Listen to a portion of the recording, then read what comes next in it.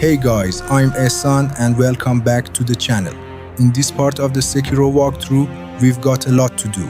The biggest thing, we are finally stepping into a brand new area in the game. On top of that, we're gonna meet a few new NPCs and we'll also continue some questlines from characters we've already met in the previous episodes. And by the end of this episode, we're taking down one of the game's unique mini-bosses. But before we jump into all of that, it's probably a good idea to upgrade our loaded spear to the next version first.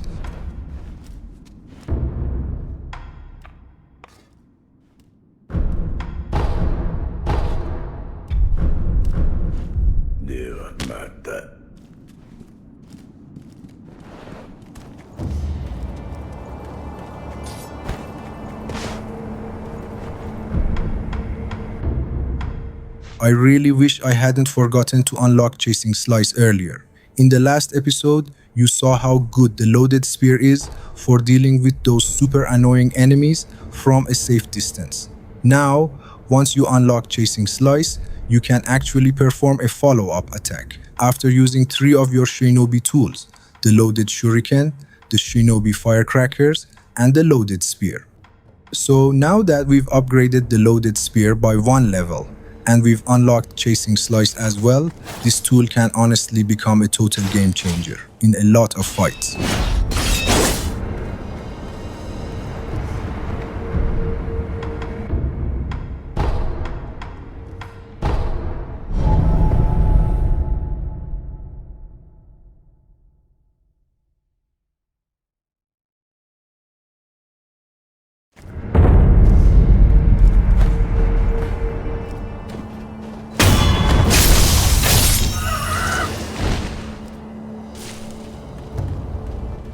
旦那聞いて潮が高くおかげささ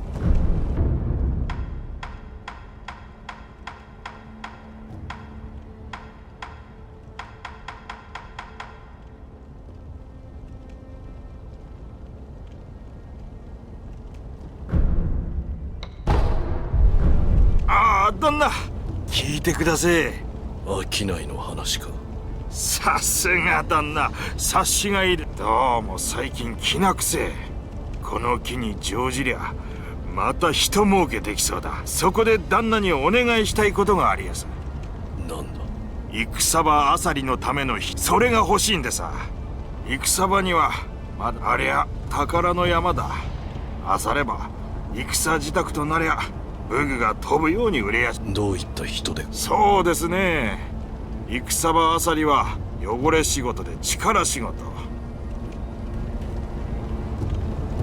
毎度ださじゃあな旦那戦場あさりのためでかくて力のあるやつをお願いしやす In the previous episodes, we told Anayama that the Ashina forces are in need of salt. And as you saw, he took advantage of that opportunity. And now you can buy some new items from his shop. But this time, he's got a new request for us. He wants someone big and strong to help him loot whatever's left behind on the battlefield.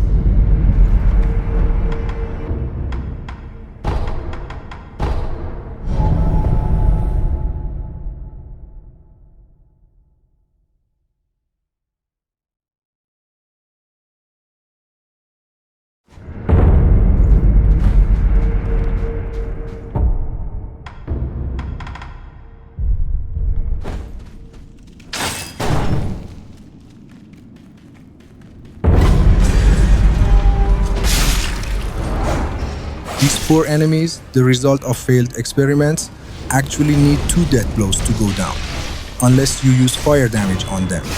If you hit them with the flame vent, they'll die in just 1 death blow. And every single time you kill them, they drop a pacifying agent.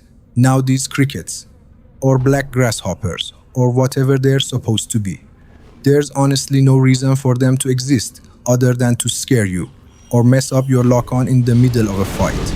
And if you ever needed proof that Miyazaki directed this game, these crickets are all the evidence you need.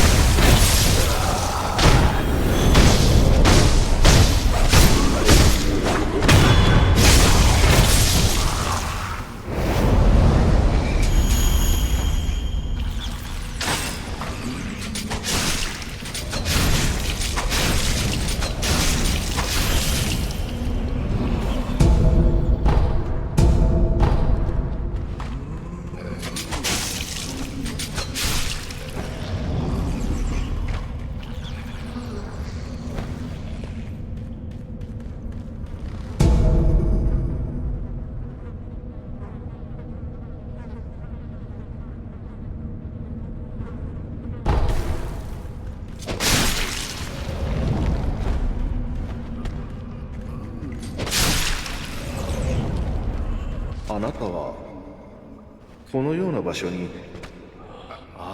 もしやそうだ。やはりそう、あの任を請け負っていた。私は道中落ち水の施術の支度を。早速ですが、忍びの師匠から預かった文を、司祭はこちらに。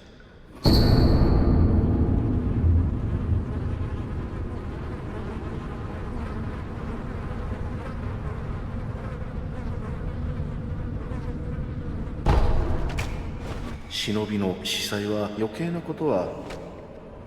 This NPC Doujun also asked us to find him a strong man. But unlike Anayama, he wasn't vague about it. He specifically asked for either a strong samurai or one of the members of the Taro troop. First of all, I just have to say this. It's kinda funny how none of these guys think we're strong. I mean, we're Sekiro. At least ask us to join you first. Too bad they're NPCs and we need to progress their questlines. Otherwise, we'd show them it's not about brute force, it's about skill. Anyway, we've already met a strong samurai before, Jinzaemon Kumano. We haven't met a Taro troop member we can actually talk to yet, but we will very soon. So for now, we're heading back to Jinzaemon Kumano and we're sending him over to Doujun.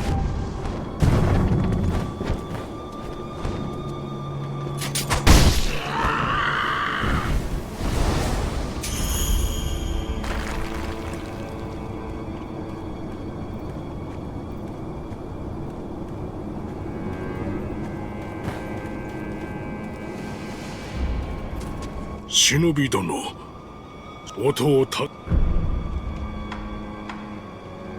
ステローに。なるほど。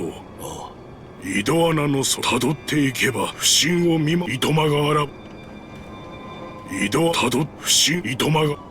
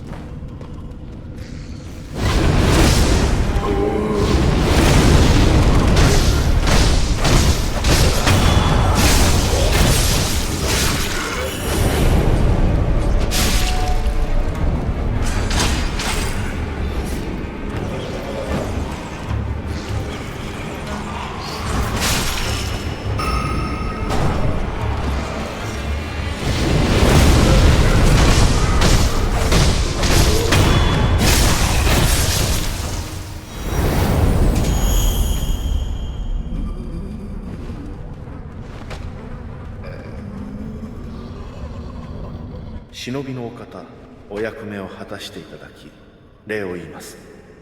あのお人は今ステローのこれで試しがす。これは謝礼です。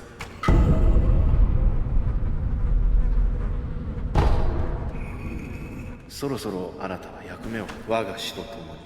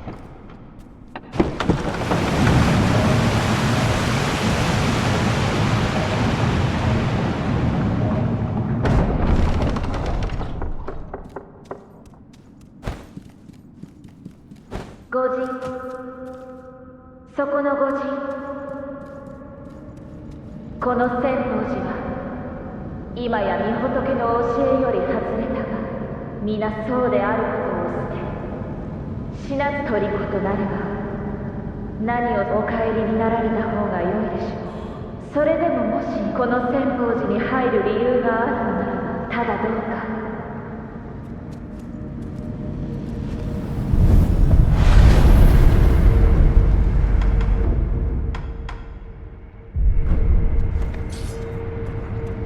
それでも進まれるのですね。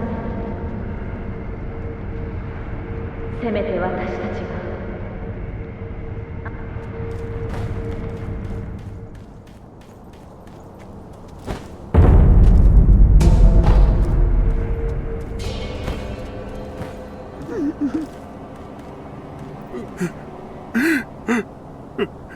皆、小太郎をほら、なぜ皆におい皆と皆は、くるくる回る赤白いお花、たった一輪真っ白いお花が、なんだと。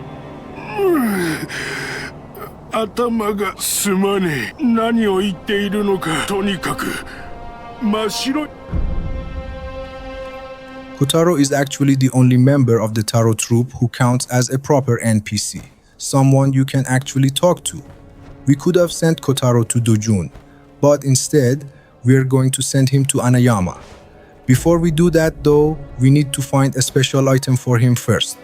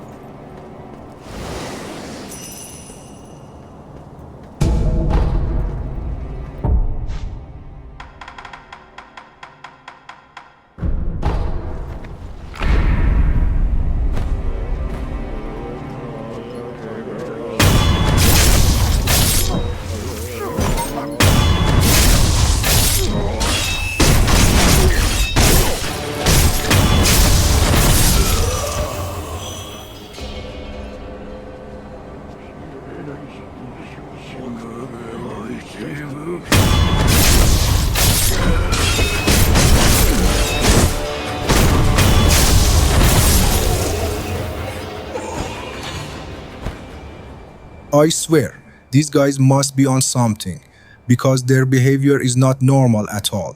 But here's the interesting part. All the candies you find throughout the game actually come from this land, and they're made by these very same people.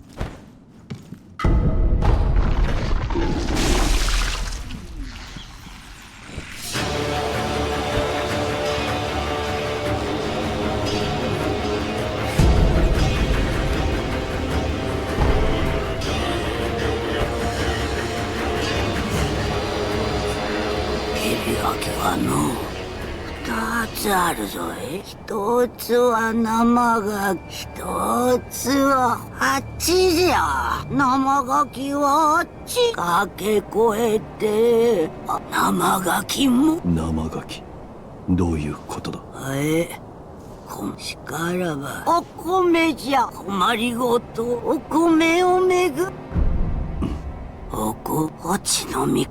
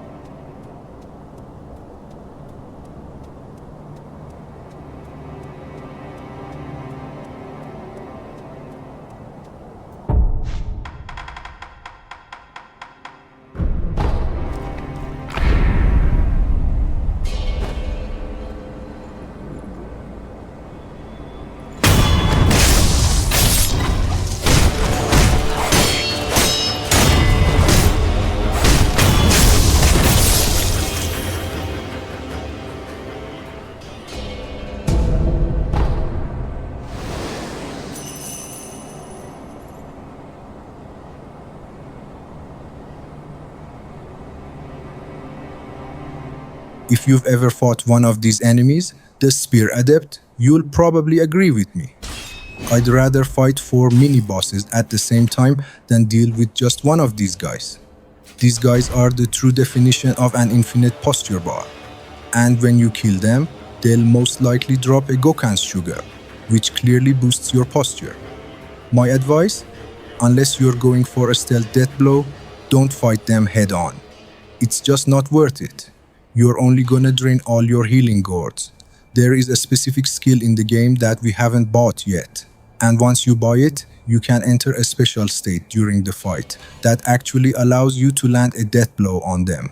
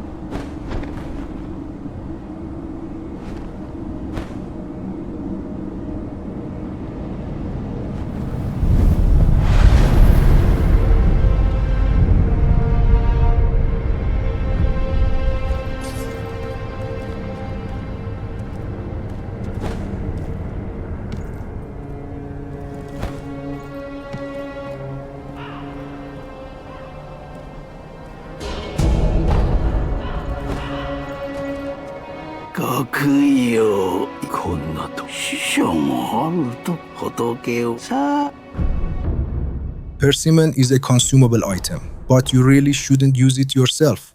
We're going to need those persimmons later for a very important NPC. Now about 5-color rice. For some reason, in every single playthrough, I buy this item like an idiot. And to this day, I've never used it even once. I don't even know what it's actually for. And yes, I bought it again in this playthrough. And no, I'm still not going to use it. Please don't be like me. Either don't buy it, or if you do buy it, actually use it. And then tell me what it's good for.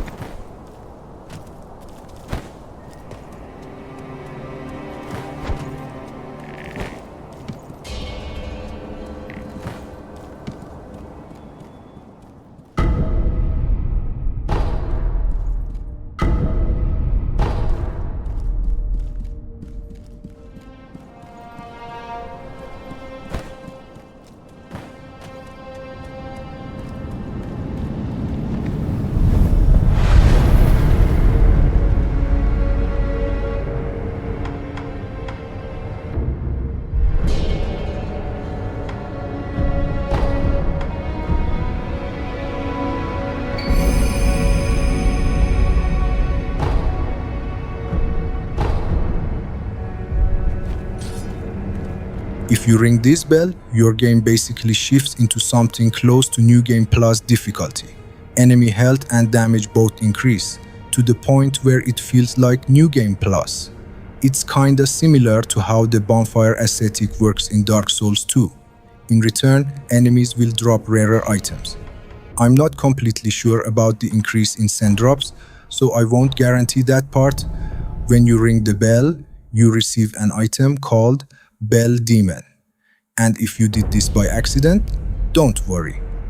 You can use the Bell Demon item to cancel the effect and bring your game back to normal difficulty.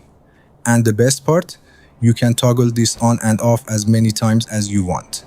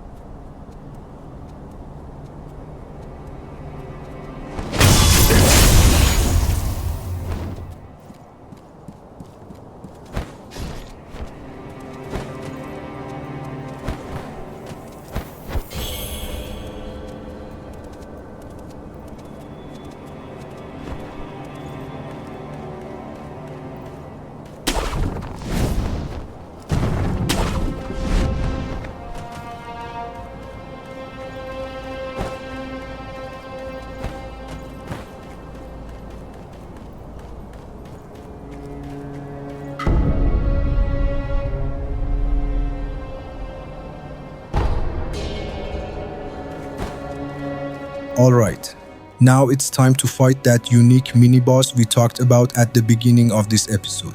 If you remember the second prosthetic tool we bought back in part 2, it was Robert's firecrackers.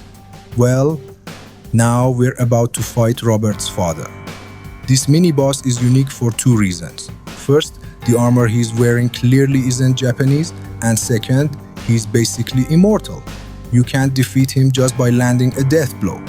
The only way to beat him is to throw him off the arena, either to the left or to the right, down into the abyss. And here's the important part. You only get that chance right after you land a death blow. There's actually a special finisher animation designed for this fight.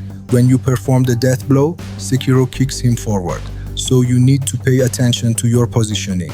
Land the death blow in a direction where he'll be pushed toward the edge, so he falls off the platform. If you don't, you'll have to fight him again.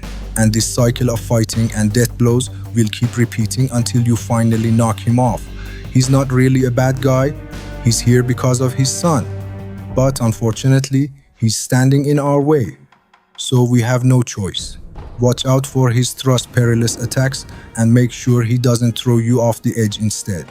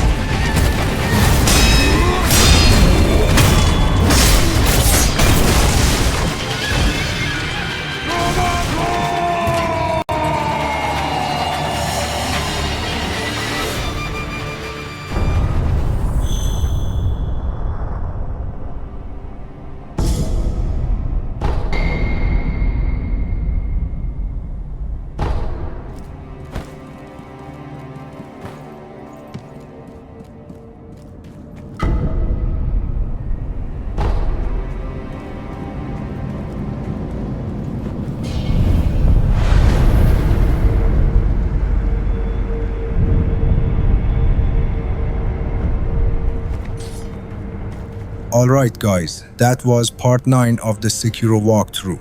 I hope you enjoyed it. Take care of yourselves and I'll see you in the next episode.